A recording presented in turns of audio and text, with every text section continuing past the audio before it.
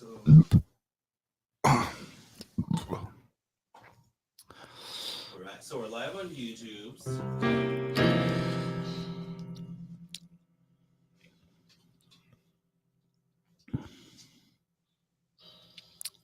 We're live on the old.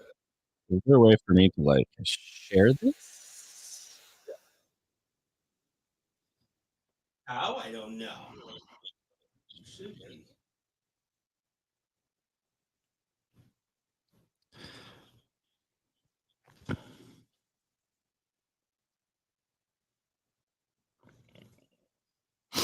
All right, I just posted it, but I think it posted it to Let's Have a Midlife Crisis Facebook page instead of mine. I think it posted it to Let's Have a Midlife Crisis Facebook page instead of mine. It's probably because I'm like logged in. All right, let's try getting out of this.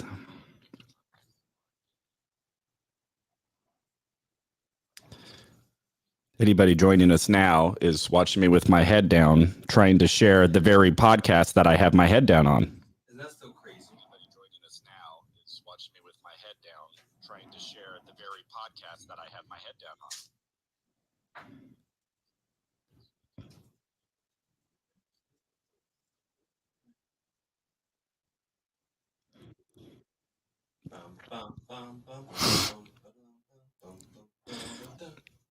We should learn how to do one of those. You can do like a countdown, right? So you can start it.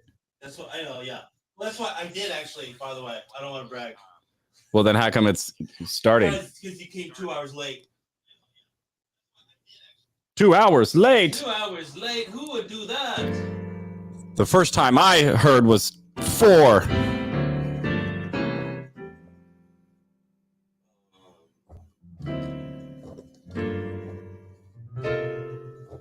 There we go. Okay, so we're live on.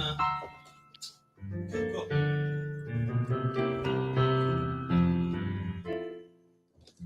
Alright, we are live on all of the things. On all of the things. Very. Yeah.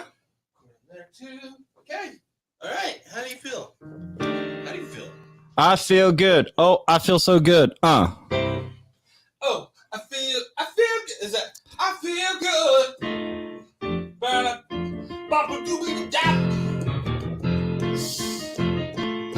I feel good. I know that I want it. So good. So good. I got a you. Ow. Anyways, Paul, welcome to Let's Have a Midlife Crisis. Let's do it. Let's have one of them. This is our first time that we're streaming on anything except for in here. So yeah, live. Hello, everybody. Hello, if you are watching this, I don't know how you're doing it, but you're doing it. I don't know how the internet would allow you to see this. Even the internet's like, yeah, we don't actually think this is happening right now. The internet's like, this is not a good idea. Yeah. These two middle-aged men. It already went to like Russia, and they're like, "Hey, Russia, are you cool if we show this this live stream back in America?" It's you, Vladimir Putin. Yeah, and Vladimir Putin was like, "I do not think that I approve of this. I will not allow it into American internet." Oh, no! That's No. no, it's about Vladimir Putin. Is that what Vladimir sounds like in English? In Russian, he's like, but then in English, like, "Hey, what's going on? Hey, fellas! Hey, Who's ready to get crunk?" woo!" Man, I tell you what, I'm excited to have a midlife crisis today. Are you? I am. So if you're new to the podcast or the viewing stream or however you're coming in, this is called Let's Have a Midlife Crisis with Paul Green and Josh Novi, everybody. Hey, he's bald, I'm fat, we're middle-aged. Together we would be bald and fat, but we decide to divvy out equally amongst us our typically unattractive features. Traditionally. Now everybody has a thing. Everybody has a type. Everyone's got a thing. Are you leaving already? I am leaving already. am so mad. I am so angry. My thing got unplugged. I could see it. I was like, Oh, your microphone wasn't plugged in? That's okay. Do you think that nobody heard anything that was just said? That's the great thing about the internet. Nobody heard, and there we go. That's much and there better. wasn't an audience to not hear you. Exactly. There was no one there to get mad at me for not being there. The stakes are pretty low. What do you think it'll feel like when the stakes are actually high? Because I haven't had a lot of high stakes experiences in a while. I gotta tell you, if you want some high stakes, you gotta take those sirloins to Pikes Peak. That's what you gotta do. I don't know. By the time this comes out, or unless if you're watching it, there's still time. But we'll have done a live show, and I feel like the live show is a little bit more high stakes. That's true. Yeah, if you're just joining us. Yeah, we're doing a live taping. We're doing a live taping of this. Do you think we could live tape it and live stream it? Of course we can. Are we going to be able to do that by May 9th, or is that just crazy talk? Easy peasy. This is what I love about Josh. All right? Squeezy. I come to Josh with a tremendous amount of cynicism, with a tremendous amount of, oh my goodness, this is going to be too hard. Are we going to be able to do this? Kind of like Vladimir Putin's I come Georgia, we're going to annex you in the direction. So anyway, that's the energy that I bring to the duo. And then Josh is just like, yeah, Paul, yeah, it's so easy. What are you so worried about? And I don't know I'm that way. The only thing that is not easy so far is hooking up earbuds. Yeah, so far we have not been able to get do that. To get just regular headphones. We can't. I actually have one pair hooked up, but then you didn't bring. Anyways, I did bring it, but you said it wasn't good enough. No, because it's a mono. Yeah, you can't do mono because it'll go into just one ear. Yeah, I didn't think about that. That's my bad. That's my bad. But guess what I ordered on Amazon last night? Stereo. Wow. A stereo converter. So that should be here soon, and then maybe we can do headphone headphone. We're gonna do like a headphone thing. Yeah. So if anybody is listening to this and knows how to do this, I tried doing. I thought because we're a little farther away. So far, Josh has done most of the technology and he's crushing all of the technology. He's the creative. Everybody, what we need is a technical producer who likes doing a lot of work for no money. Yeah, that's all we want to do. That's all we want. We just want you to do a little bit of all of it. For a lot of it, none of it. The purpose of this podcast is to try to solicit an intern. We're looking for an intern who wants to get a lot of experience. It's like when comedy clubs are booking comics and they're like, we can't pay you, but you'll get exposure. You're gonna get exposure. You're gonna get that exposure. You're gonna be working the door. By that, you're gonna be greeting people, and nobody's gonna remember you. But that's also kind of part of the game, though. Like, I'm not actually opposed to that. I'm opposed if it does get exploitive. Yeah. But when you're paying dues and you're a nobody. Okay, I had this thought. This is just coming to me right now, everybody. By the way, we don't plan anything. Nothing is planned. So, I have a little bit of beef with some, or as the French say, buffet, with people who have a sense of entitlement, right? And specifically comedians, right? And so I'll hear comedians go into like Facebook groups and they'll complain, and I understand the irony that now I'm complaining about people who complain. Mm-hmm. Noted. Yeah. You got me on that one. Yeah. But this is my complaint. Stitch this duet. Yeah, right? Stitch the duet. It's going to be like 8 screens, and you got to try to figure out who was the first, who was the original. It's like creation. Yeah. Anyway, I didn't mean to go that deep. So, and they'll be like, "Oh, I shouldn't have to do this. I should get paid. I should get this." And granted, maybe you should, but it's I think about, okay, so a comedian. Let's just say a comedian wants to be extremely successful, mm-hmm. right? Let's say they're going for like fame and fortune, right? So they want to make even like 6 figures is pretty rare for comics, for all stand-up comedians, right? So then I think, okay, so as a stand-up comic, you just want to show up, write some jokes, have comedy clubs pay you, mm-hmm. when you suck. Correct. You want to have open mics. You want to have somebody open an open mic, get a venue, open the door, pay for air conditioning, pay for advertising, get you an audience so that you can just show up with your notebook and do 5 minutes of half-assed comedy, and then you expect to get paid for that, and you expect somebody else to sacrifice for that, and then you're going to do all of that, and then within about 5 or 6 years you're going to be making $100,000, and then I go, what do other people have to do to make $100,000? What does a surgeon have to do to make $100,000? He has to sacrifice a good 15, 20 years of his life in education. He has to go like $300,000 in debt to get that education. And then he has to start a practice, and then he has to do all his advertising. He has to get patients. He has to do like all of this stuff. And like a decent surgeon is making probably six figures. But to be fair, we need surgeons. We don't need. we don't need more dick jokes. We don't need more comedians out there. Right. And I'm sorry. Yeah. I'm one of them. Right. I think I was talking with a very successful friend of mine, and we're just like, comedy doesn't need any of us. Not a one of us. No, doesn't care. I think about that all the time. Yeah, I think about that all the time. How expendable I could quit tomorrow, and maybe like 2 people in my life would be like, "Oh, yeah," and that would be about it. Yeah. I might get one phone call. Same, and I do this for a living. Right. To be like, "Oh, what are you gonna do now? Something valuable? Something.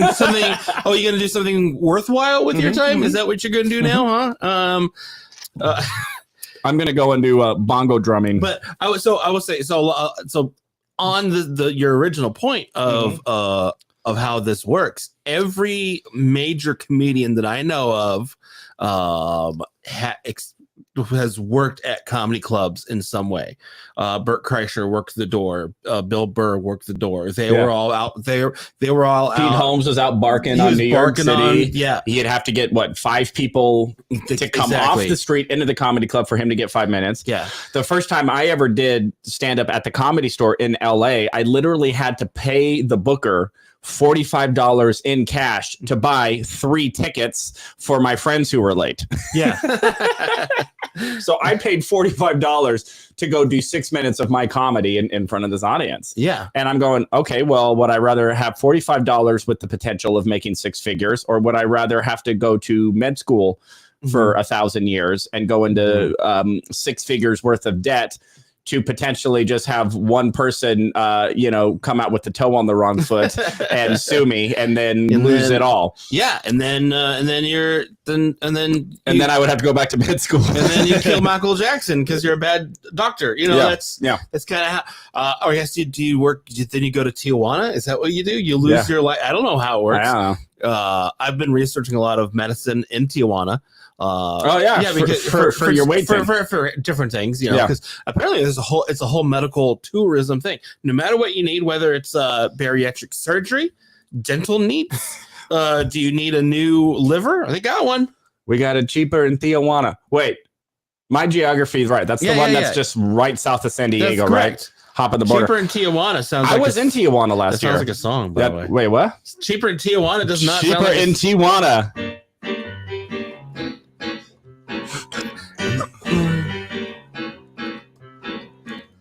Going down to the store, gonna get myself a new liver, some kidneys and some eyes. Then I think to myself, it's too expensive, so I realize I gotta go to Tijuana. Hey, do you wanna go to Tijuana? Oh, Tijuana. When I smile, people don't stay a while because my teeth are going every which way.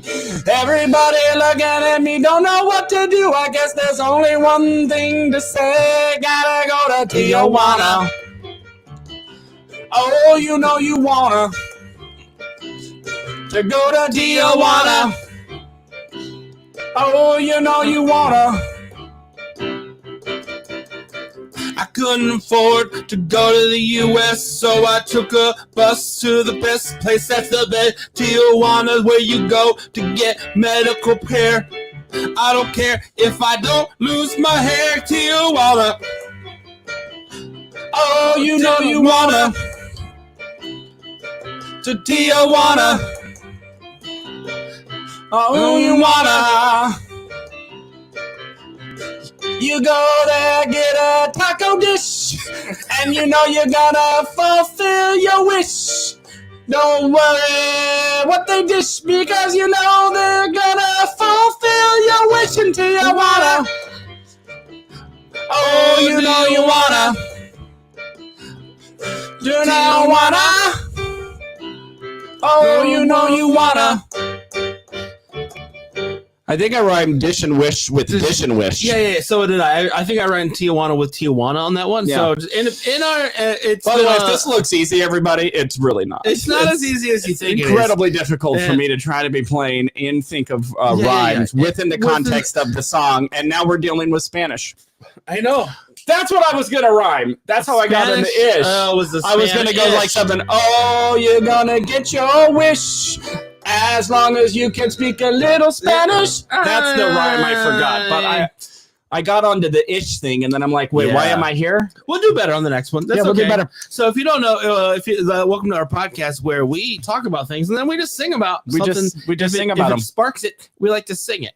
You know, I was actually reading about, because I was like, do we want to be prepared for once? And I was like, not really. So I was reading about other people's midlife crises, right? And some of them are absurd, you know, like they're. So there's like kings who they go, oh, I'm gonna lose what's my legacy, so they'll invade a whole country and start a war, right? You know, whereas like I bought a motorcycle, you know, we started a podcast. It's like, how was this country founded? This king turned 40. Yeah. That was pretty much it. And there weren't Porsches back then, so what else was he gonna do? So the same with pyramids. That's how the first pyramids got started. Was there's a king who was like hitting the pharaoh or whatever. He saw his own demise. He saw his own demise. He goes, what's my legacy? And our legacy is a terrible podcast. Yeah. Our legacy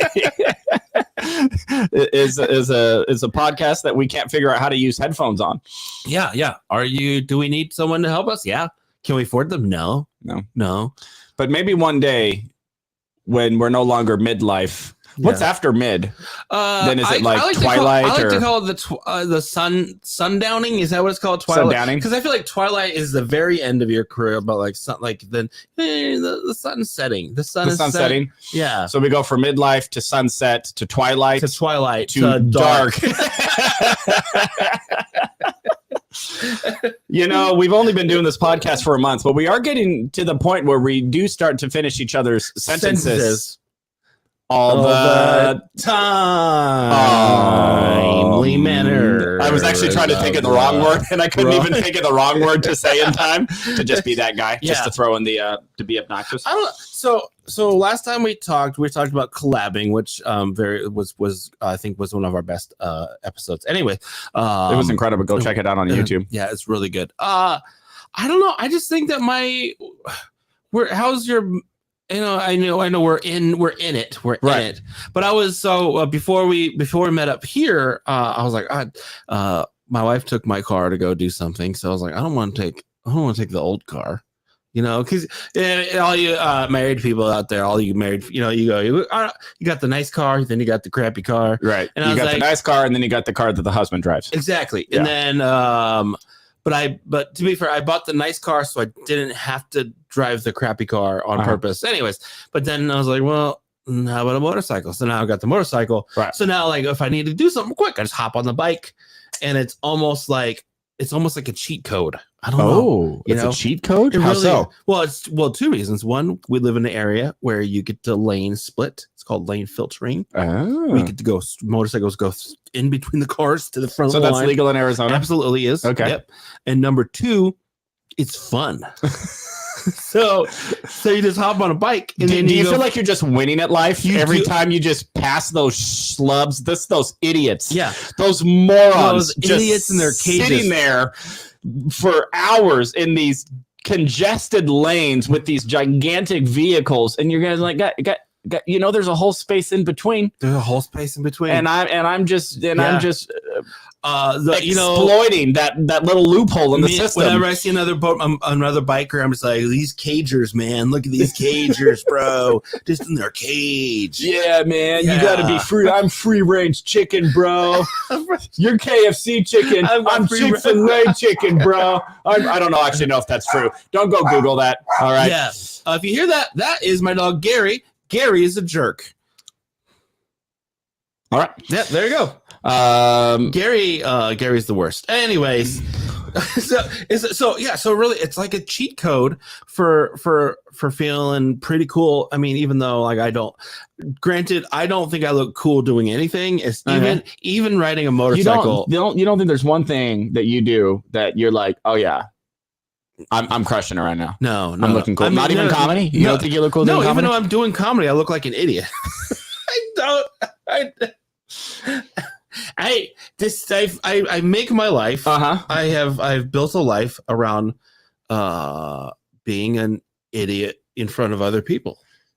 Are you ever worried about what would happen if you didn't look like that anymore? Because I know you do have some weight loss goals. Do you have that concern that I think a lot of comics go that like if I lose this very definitive part of my act, because I'm sure I know that you have a lot of material about being overweight. Believe it or not, it's not a lot. It's not a lot. Yeah. By the so way, you're saying you could trim that fat just like that? Trim that fat. Yeah. There's one. See what I did there, everybody? Yeah. That's what we as comics do. That's what we do. We work really on it. Cheesy puns and promptu. Yeah, it is that is a fear. You go, okay, this is the thing that also defines me, and it makes me think. And you go, okay, well, if I lose this thing about myself, does that change who I am on the inside? And the answer really is no, because like there's a few other comics who have lost a lot of weight and are still Ron Funches lost half his body weight. Oh wow. I could lose half my body weight and still be fat. Just statistically, is that true? No, statistically. Right? That's true. Statistically. It's brutal. Right. Because America. Anyways, America. But there are other comics who lost all their weight, and they're still funny. Ron Funches, Billy Gardell lost a lot of weight. He's still hilarious. So I think what we're learning is that funny is funny. Funny is funny. And you're a funny person regardless of whatever it is that you happen to be making fun of at that point of time in your life. Correct. I was worried about that because most of my material for a long time was about being single guy. And then I'm going like, man, if I get in a relationship, that's going to be a lot of work to be in a relationship because then I'll have to rewrite all my material. Mm-hmm. And I didn't. And so I just think I'm going to stay single forever because I have this killer joke. There's one killer joke. If I meet the woman of my dreams, I'm going to be like, sorry, babe. As far as my on-stage persona, I'm a single man. Yeah. Oh, you know what sounds like a good song? What's that? I'm a single man. What do you feel? Like a bluesy, like a bluesy. Ooh.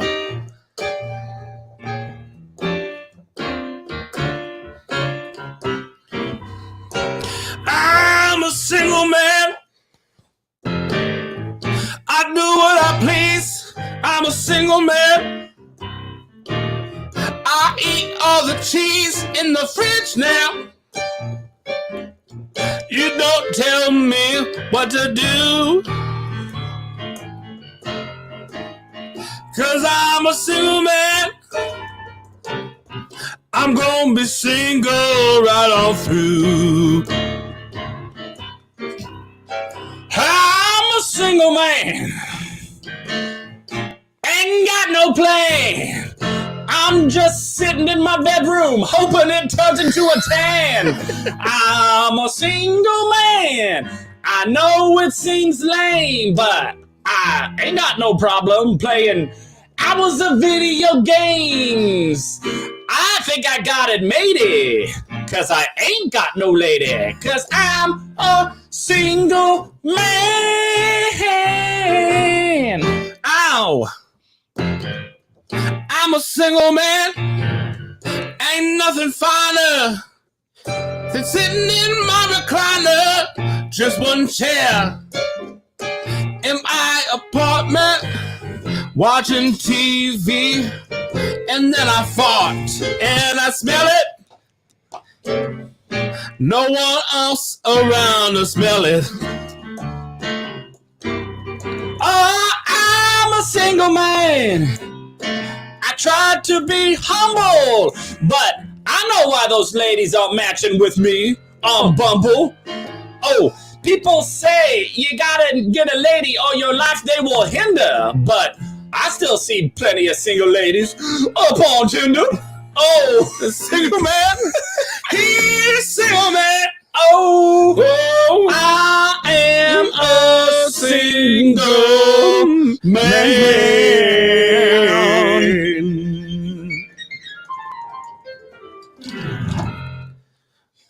You know, one of these days, you will find. Hopefully, you'll find someone to love. See, that's what everybody says, and I don't want to. And I'm not like why. You know, this is the best advice someone ever gave to me a long time ago. They said, in the career that we field that we have, they said, find a woman that doesn't need you. Well, that's all of them. Yeah. That's not true, though. That's true. That is not true, because that filters it down to 3 billion women.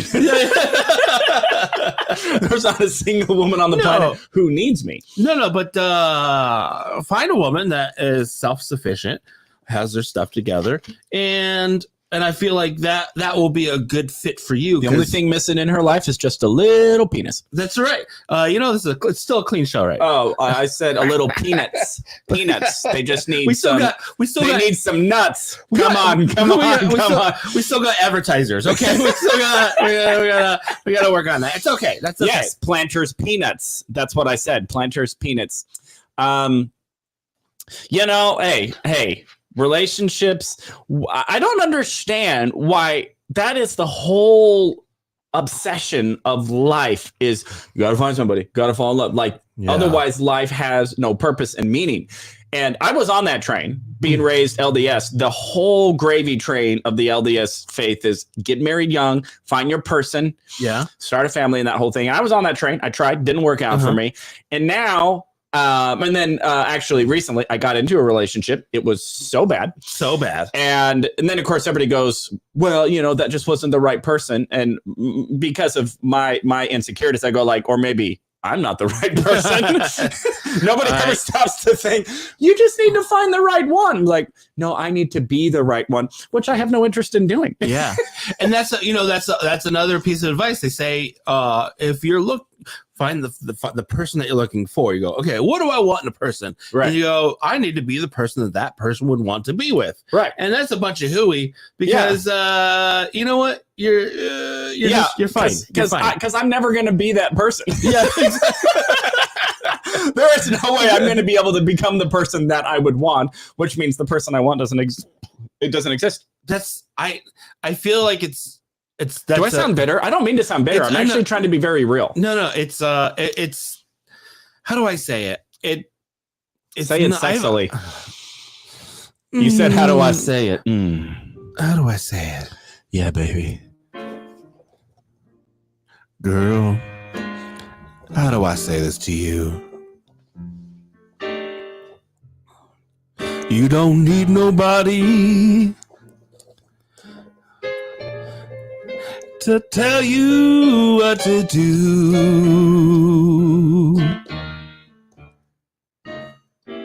You don't need no one pushing all over you. When you come home at the end of the day, you have a lady, you tell her, you say, I don't need you.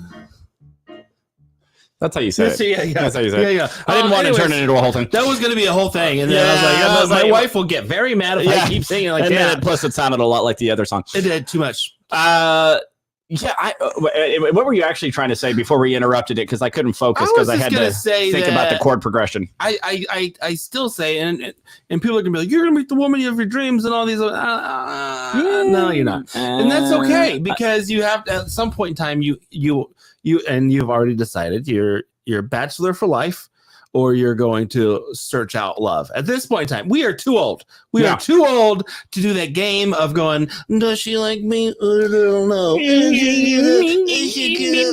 think I have a crush on her. Oh no. How do I ask you out? Should I get her some flowers? Yeah. That's how Vladimir Putin does it. Mrs. Vladimir Putin, come over here. You're so cute.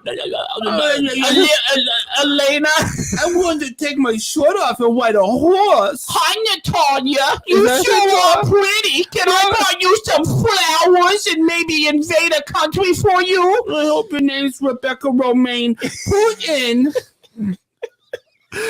We are so weird. That's so obvious. Anyways, And here's what I'm finding. yeah. All right. I tried the relationship thing. Mhm. It wasn't a good fit for me, and it could have been for 1,000 reasons. But I'm just at this point where I'm going like, that's not what I'm looking at. And there are women in my life who I genuinely love, and there's women who I've dated who I still have a relationship with, Mhm. right? And that to me is still every bit as meaningful. I care about them. We check in with each other. We go out when we can. Yeah. But this whole idea that the only way for a relationship to work is if there's got to be a legal document somewhere that both of your names are on. It's like you need either a marriage certificate or at least a lease. I get that. You got to have a lease I understand or that. a car loan. Like the only way that a romantic relationship has efficacy is Yeah. if you're sharing bills somewhere. I understand that.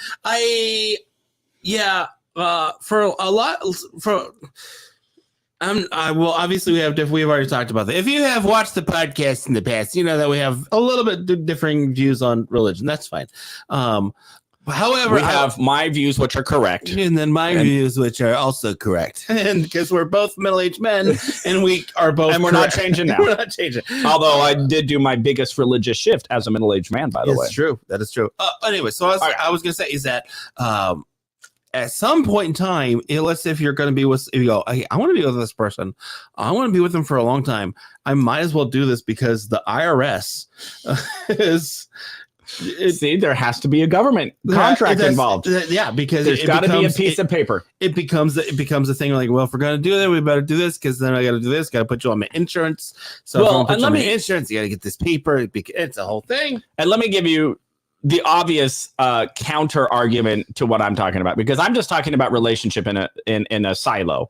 And of course, it's a whole different story once there's kids involved. Correct. So if you're going to have a baby with someone, then that totally makes sense to try to have a baby with someone who you could potentially do all of the other things with. And so I totally get that. And so I guess, just where I'm at is, well, I don't have kids. I don't know if I want to have kids, but if I got to that point, then it would make more sense to me. Like, it doesn't make a lot of sense to like have a baby with somebody.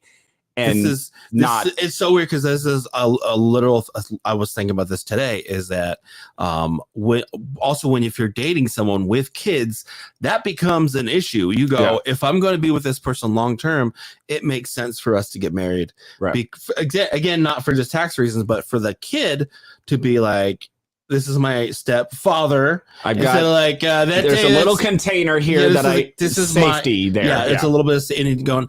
And then when you, if you met, like I have, my wife has 3 children, and so when I came to it, I said, okay, this has to become a thing because otherwise, it creates tension within those kids because is he here to stay? Is he gonna leave? How come he seems to leave every morning at about 1 a.m.?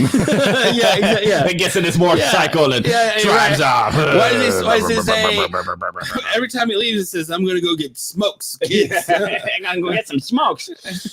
So, I totally get it. Like, if family life, it totally makes sense. If you put over here 2 people, it does it. Does it? No. Does it? Not really. And to get married just out of like the romantic whim of it all, of like, oh, we're in love, we should get married without like the ramifications of, well, but just because it seems fun, because it seems so romantic to go put this huge commitment on it. But it's like, if you've met somebody and your goals are aligned, and it's like, well, my goal is I want to build a family and a home and, you know, build finances together and build a career together. And in that case, it's, you know, the evidence is pretty strong that that actually is the most effective way, even like financially. Oh yeah. So that I'm all for, but in just terms of the romantic, whatever, get that. You got to find love. But that arrangement to me has very little to do with love, at least. Modernity has changed a lot of that. Yeah. And I don't know if it's a good thing or a bad thing. Honestly, I really don't. Sure. I don't know if it's a good thing or a bad thing. Because, you know, if you ever meet like a young couple and you go, Mormons or military, which one, you know, right. You know, like, when'd you get married? We got married at 19. Okay. Probably maybe Mormon. Mormon or military. Mormon or military. Yeah. And I guess I get a lot of us old schooler people have always been around like, you know, hey, if you find someone and you're going to settle down, you better put a ring on it. And I feel like somebody said that. I wish that there was some sort of song out there about Speaking of all the single men, what about all the single ladies, all the single ladies, all the single ladies, all the single ladies. So put your hands up. I don't know the words to the song.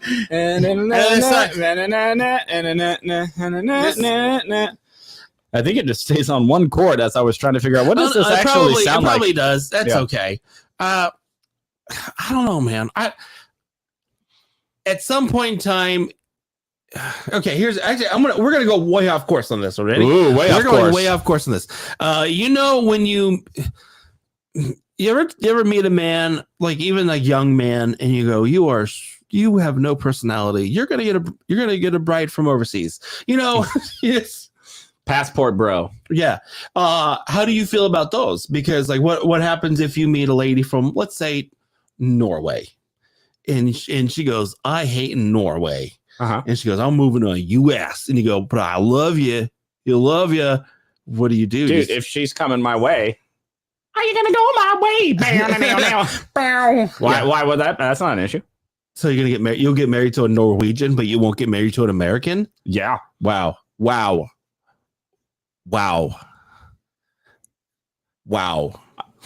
Remember, I don't want to get married at all.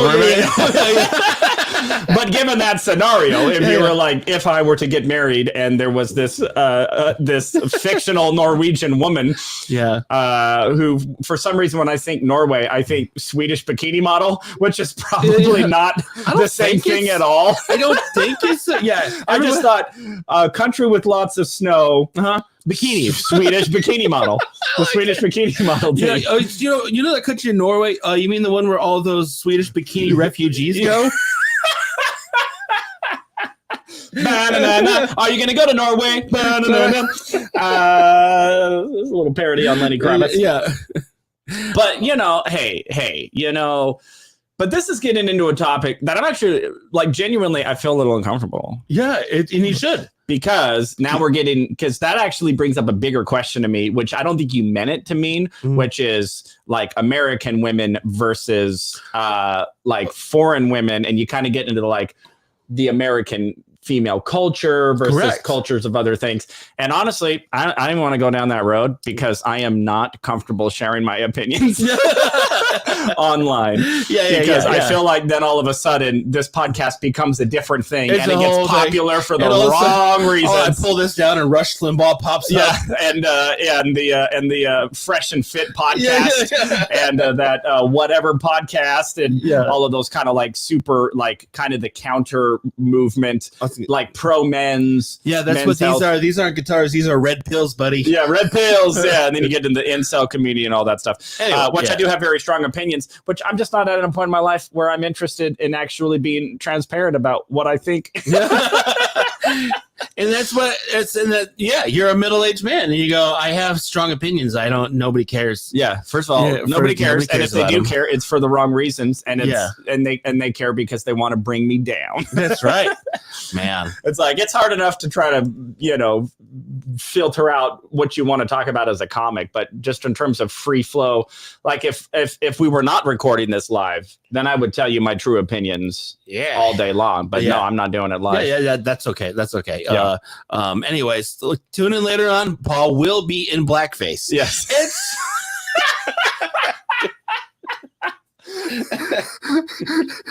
we are very particular about what offenses we really want to commit here. We do want to get canceled, but we're going to be very specific for the right specific reason. We're getting canceled for the right reasons. We don't want to get canceled by feminists. We want to get we are going to get canceled by feminists, but not for anti-feminist comments. Yeah, but it's for blackface. Yeah.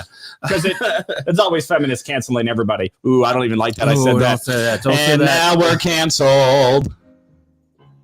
It sounds like it's. Oh yeah, and now we're canceled.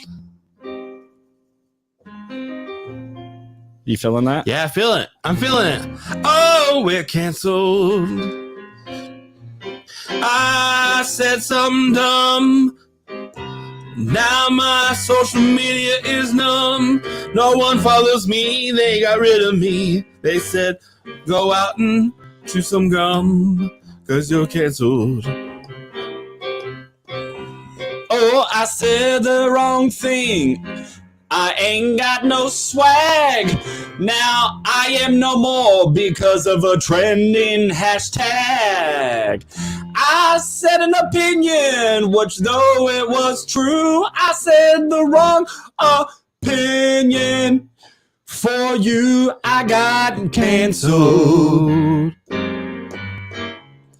I got canceled. Let me tell you something happened to me. Yeah. I was having opinions. I was having them all over the place. That was fine with all women's until I did a blackface. I got canceled. I got canceled. I got canceled. Oh, I got canceled. Oh, I thought my comedy was heaven sent until I had the audacity to do an Asian accent. They didn't think it was all that funny when I made a disparaging remark about a Playboy bunny. I got canceled. I got canceled. I got canceled. I got canceled. Can I tell you something else that happened to me? I was dancing out, making a footing, and then I said something about Vladimir Putin, and then he took my family to jail, and he said, you got canceled, boy, you are in jail. I got canceled. Vladimir Putin, I got canceled. He took off his horse and was shooting. Canceled. And then he took me in jail. And that Canceled. was when I started to cancel and wail. Oh, I got canceled because of the things that I did holler. But luckily my Instagram only has one follower. I got canceled. I got canceled. Whoa, whoa, I got canceled. You won't see us here for so long. You probably won't even get to hear this song. Because before we even release it on our social media channels, we got canceled.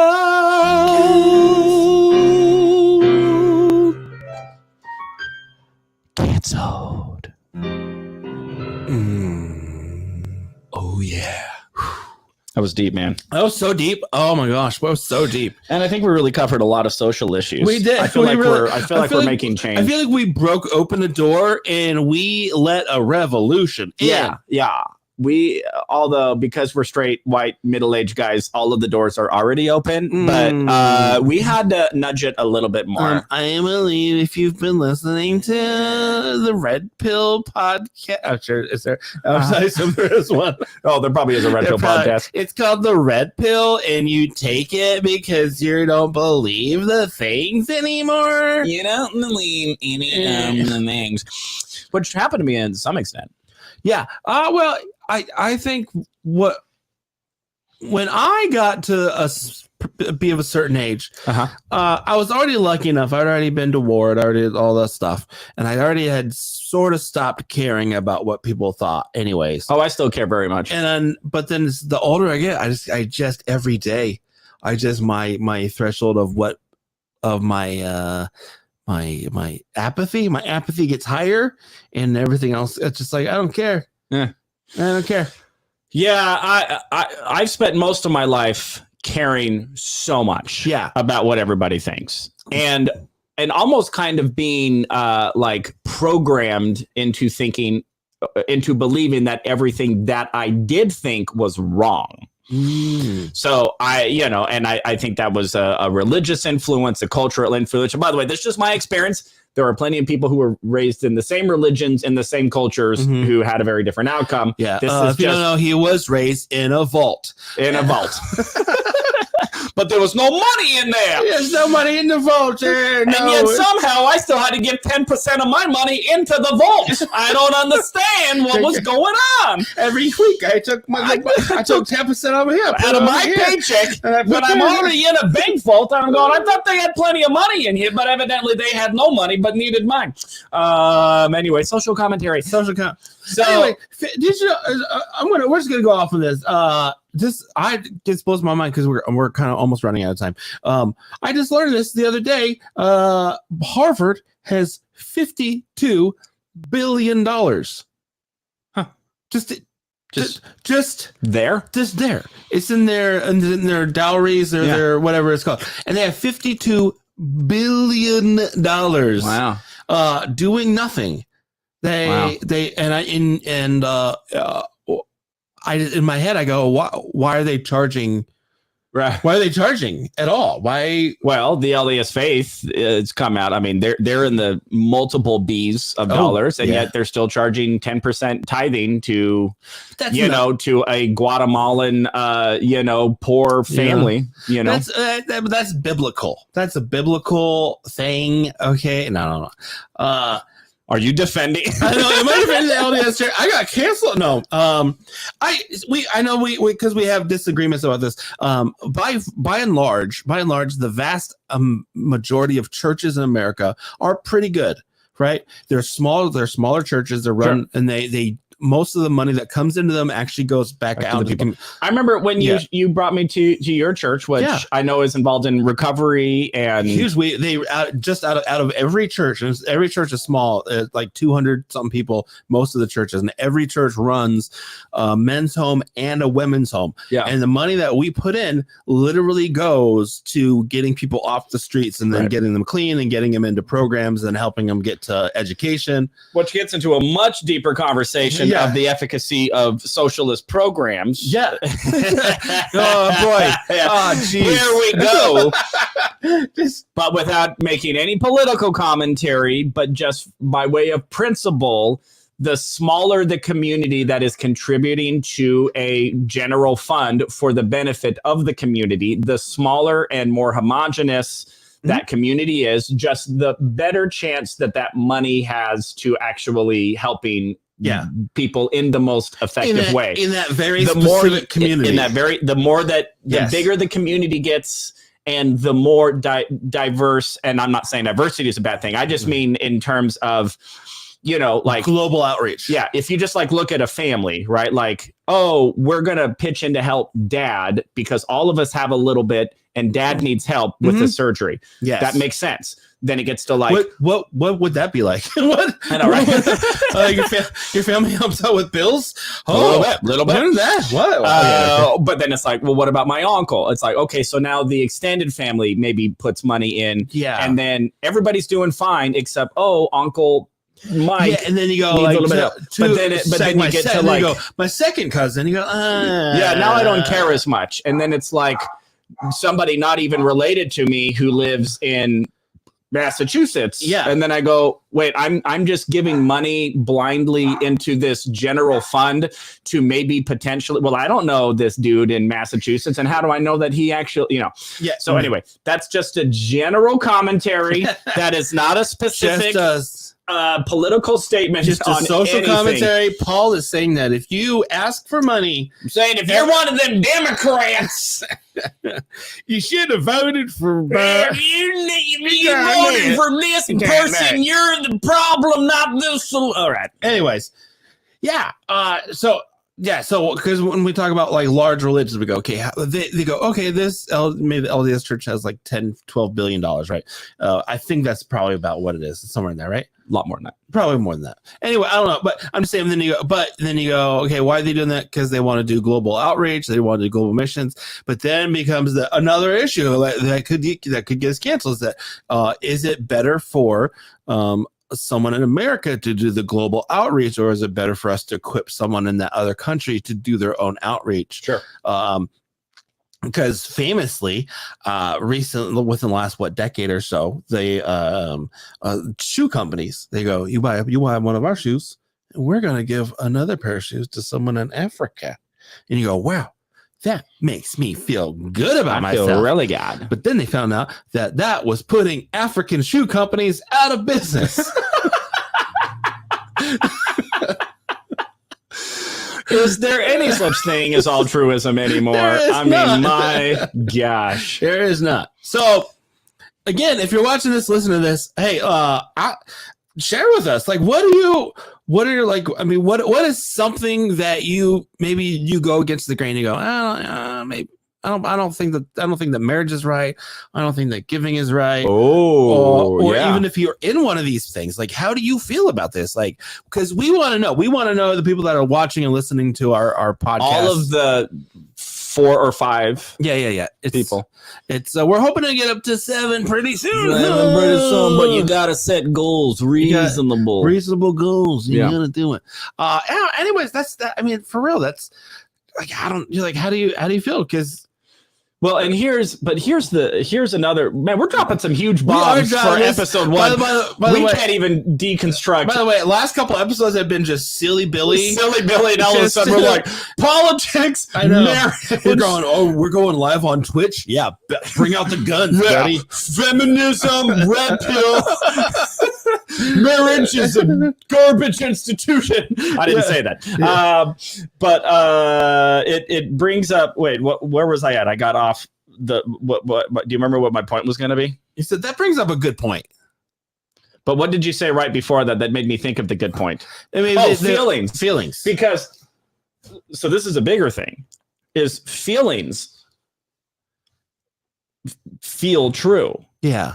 And yet feelings are almost never contingent on any objective fact. True. So it's like we're screwed. Yeah.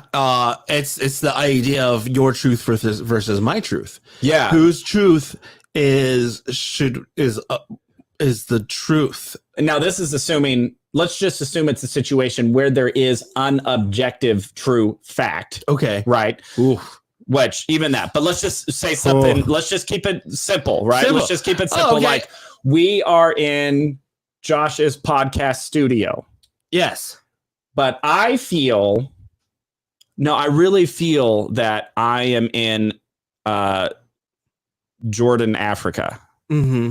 And that's what I feel, and I feel it so deeply. And then you go like, actually, no, Paul, this is my podcast. Yeah. But I really feel that. Now, this is a very extreme example, and I know it's a ridiculous example. However, I do think that that's what happens a lot of the time, is feelings override objective truth, or at least make it really difficult to actually ascertain an objective fact, especially if that objective fact somehow disrupts my feeling. Yeah, like that's true. that's not a fun position to be in. It's because and when sometimes you talk to somebody, it's happened to me where I'll say something that I absolutely believe, and somebody goes, "Oh no, you're wrong," and I go, "Am I?" And then they bring out the fact. I go, "Oh, I guess I am wrong." Right.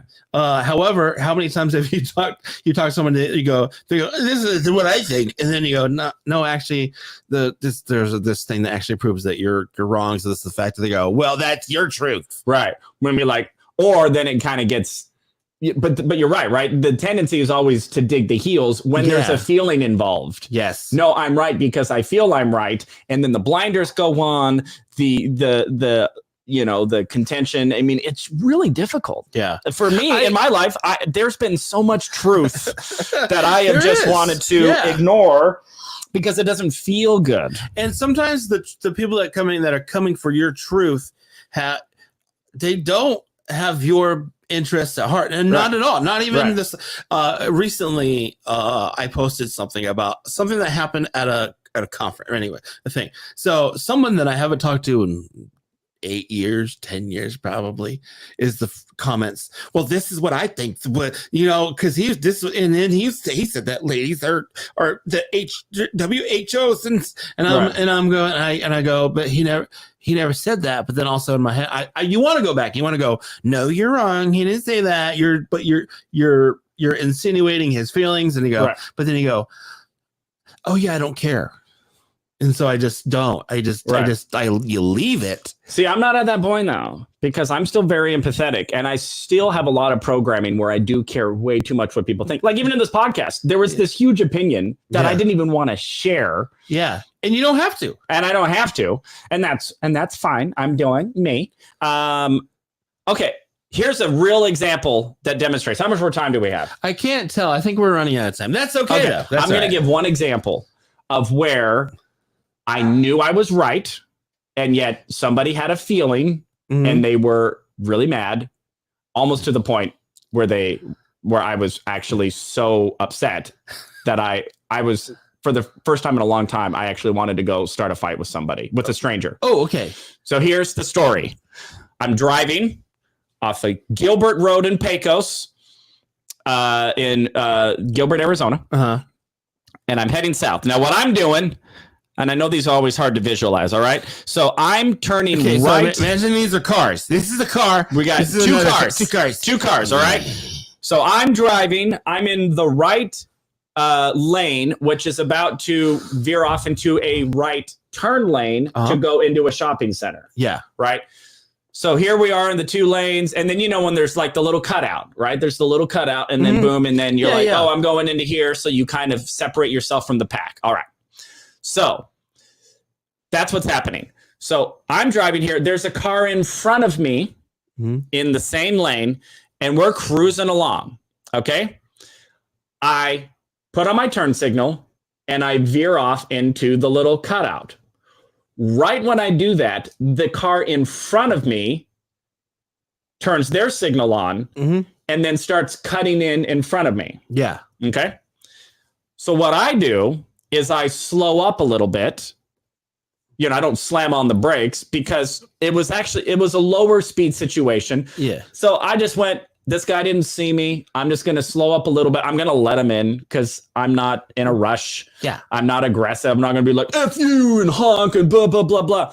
So this guy signals, he starts to veer in, but somehow from what he was seeing, he didn't think that I was acknowledging or that I had slowed up fast enough, even though I was actually already there first. Yeah. And he was now cutting me off, but I was going to let him cut me off. Yeah.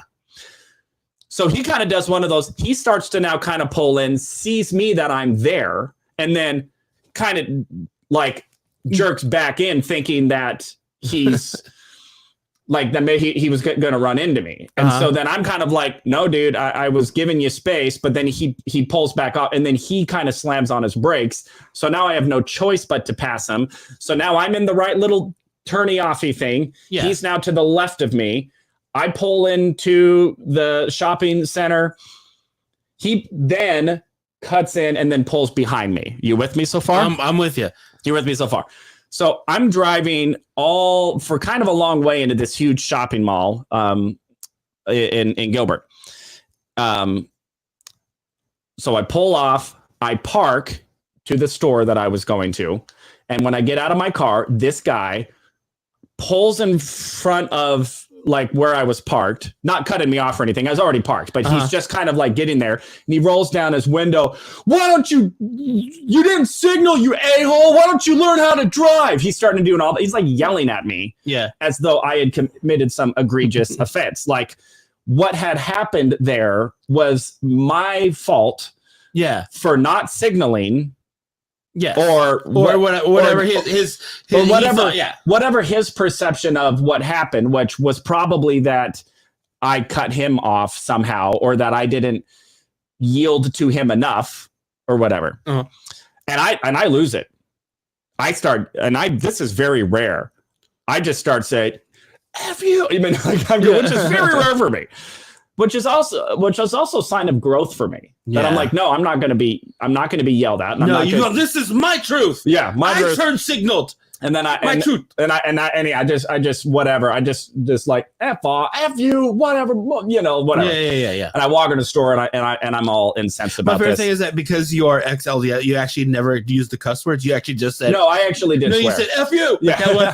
Said you are a G Willikers.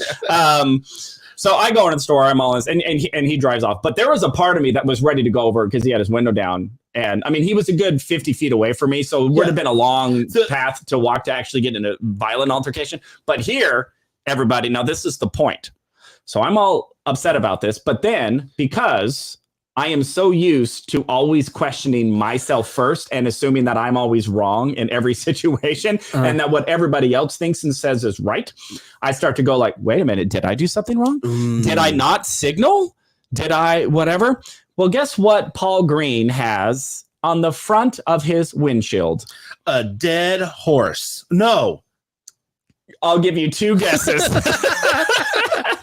I have a dash cam which records not only video, but audio of all of my driving activities. If you want to watch the Paul Green Goes Driving video podcast. So I go into my dash cam and I pull up the footage and I go right back to where I pulled in. And what did I hear when I pulled in? Click, click, click, click, click, click. I was like, well, I definitely signaled, and I could hear myself signaling well before he signaled. And then I saw the whole thing happen just as I pictured it. So he tried to cut in and then he whatever. And then I was like, well, now I can't like slam on the brakes. And so I guess you're going to let me go first. And that's all of a way to say that in that situation, regardless of what that man felt, I was objectively right. I signaled and I was in the right of way, and he tried to cut me off. He because you had the video. Should we find his license plate and send him a copy? I actually tried to look at it because then I got very vengeful. And I'm like, I want to send this guy. I'm going to go over there. I'm going to do him. But then I'm like, oh yeah, I have like way other more important things to do with my life. Yeah. And to be fair, the only reason that he yelled at you is because he was 50 feet away in his car. Right. The people and it's that idea. I think Mike Tyson said it. He said everyone's a boxer until they get punched in the face. Right. And it's true. And you want to know how I know that? Because in the 6th grade, I got punched in the face by Mike Tyson. No, by Gino on the schoolyard, because I thought I was a tough guy. And we got scrapping over like a basketball thing. And I thought I was a tough guy. And it turned out Gino was much tougher. Yeah. And he went and clocked me in the face. And I've never been in a violent altercation since, because I'm going, there are people out there significantly more violent and more willing to hurt me. Yeah. So at all costs, I'm not going to just get over in a fight for anything unless somebody actually is starting my life, which is why instead of actually, because who knows, this guy looked old, looked like I could take him because he was older. Yeah. But who knows, maybe he's like a retired, army, ranger or something. He could have had a weapon with him. Could have had anything. So instead, I just told him to F off, and then I walked into the store. This comes from someone who does struggle with scrapping. I used to be much more scrappier, but I'm not very as anymore. And so it's you go, nobody knows. It's you just go, I don't care anymore. Yeah. I don't care. Diffuse. Yeah. Let's end this on a high note. On another high note. I'm never not going to do that joke. It's a great joke. Let's what should we how should we wrap up the podcast? Should we sing a song about objective truth? Should we sing a song about cutting someone off, getting in a fight? We've kind of already talked about being single. What would be really cool is if we were big enough on the live stream that someone could tell us. Somebody could comment and be like, I want a thing like that. Was that the comments on the right? That is not. That's actually just it showing that we are talking. So we have no idea if anybody's chatting, listening, and watching. What we need though is if we to keep doing it like this and actually have an interaction, we do need someone to be there manning the station. Yeah, we need an intern, everybody. Which to me. Yeah. Okay. We are new at the live streaming game. We thought we could do it on our own, but we are going insane. Maybe we give someone else a turn. We just don't want to pay him any money. We need an intern. Come be an intern. You won't get paid, but we'll pay you in exposure. Come on over and run the tech for us. And then we'll fire you when we get famous. Be an intern.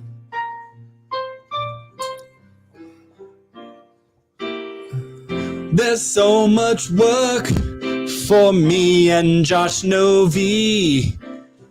We just need someone to do it for free. We don't care if you're new or with experience. Just as long as you don't charge us, I'll be an intern.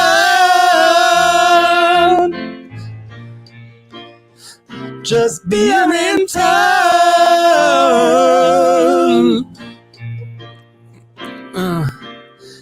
Are you a college kid or are you Isaac Stern?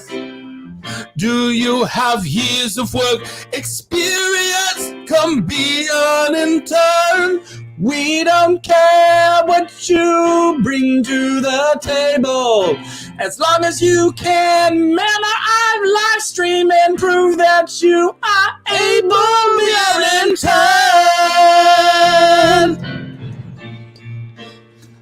Just be an intern.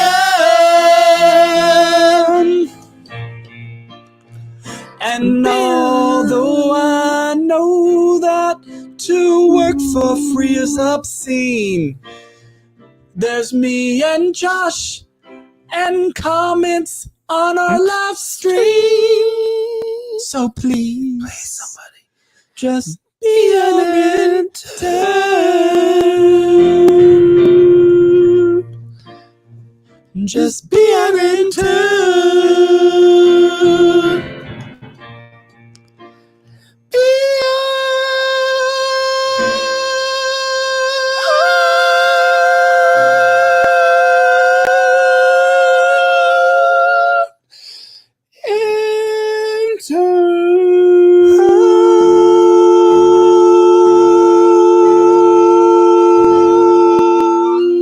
You learn how to harmonize. We did it.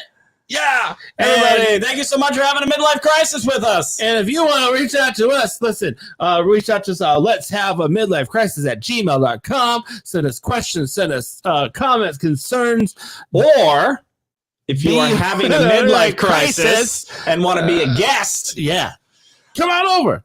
Or if you are a podcasting intern. You Please send us an email. You're hired, by the way. You did it. Drug history, criminal history, we welcome it. We want it. Do you have, hey, Josh, where did all of our podcasting equipment go? I don't know. It's with the pawn shop. You didn't give that intern a key, did you?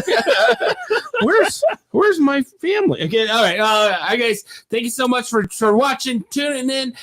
Check us out next week on Let's Have a Midlife Crisis. Now the awkward part where I walk towards the thing. Because we don't have an intern to go and kill the live feed.